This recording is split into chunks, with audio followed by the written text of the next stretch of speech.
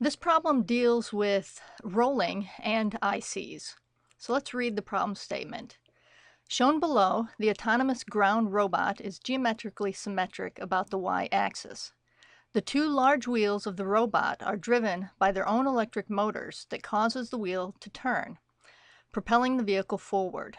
The vehicle is able to turn by commanding each of the two wheels to rotate at different speeds.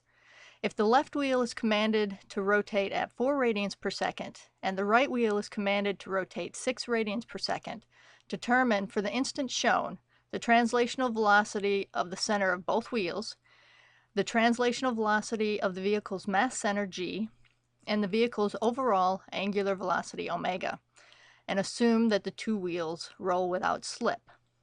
All right, before we start, let's look at the figure and get familiar with it.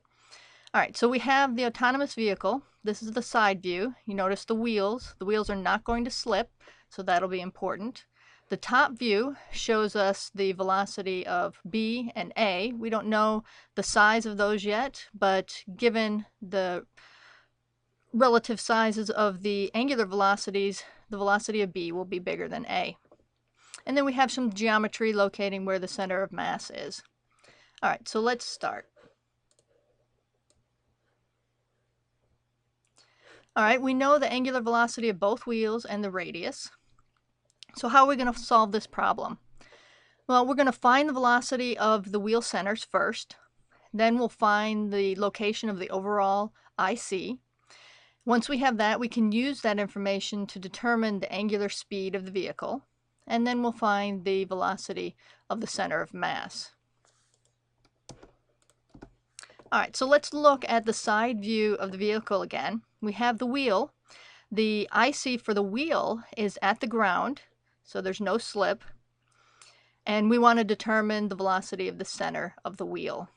Well, we can simply use the V equals R omega equation for this because there's no slip.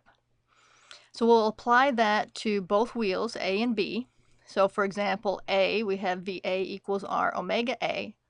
And we know what R is, and we know what omega A is. So we can find that the velocity or the speed of wheel A is 0.5.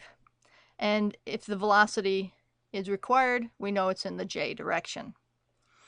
We can do the same for wheel B.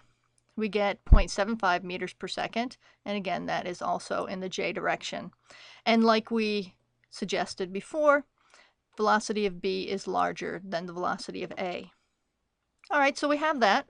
Now let's go on to the next step, which would be finding the instantaneous center of zero velocity. All we need to find the IC is two known velocities. We have that. We have the velocity of A and velocity of B. So we can use that to determine where the IC is.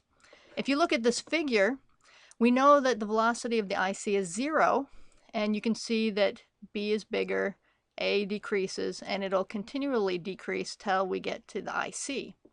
So you'll notice that we have a couple of similar triangles. We can use that fact to find out where the IC is. So I'm just going to set up a ratio. VA over RA relative to IC equals VB over RB relative to IC. That's just similar triangles. So we plug in and we find that RA relative to IC is 2/3 that of RB relative to IC. And we know that the distance between the two is 1 meter or 100 centimeters. We can use that fact to get another equation right there. And if we solve those equations, we can come up with RB relative to IC is 3 meters and RA relative to IC is 2 meters. All right, we can use that information to determine the overall angular velocity of the vehicle. Again, we can use that very simple equation, V equals R omega. And I chose A. We could have chose B to go by, but VA equals RA relative to IC times omega. We plug in the values and we find out that the omega of the vehicle is 0.25 radians per second. All right, well, what if you wanted to solve for omega not using the IC? We can do that as well.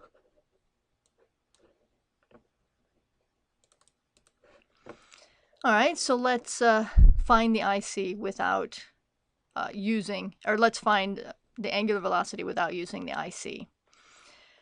All we need is two known velocities. We have that.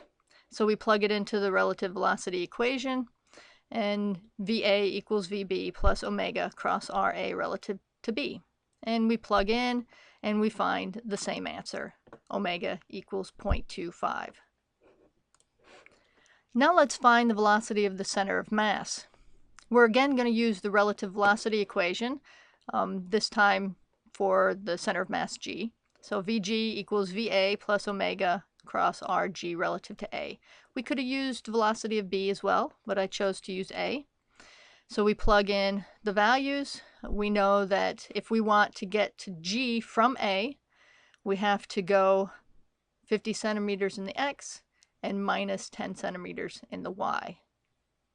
All right, so we take the cross products and we find that the final answer for Vg is 0.025 I plus 0.625 J meters per second.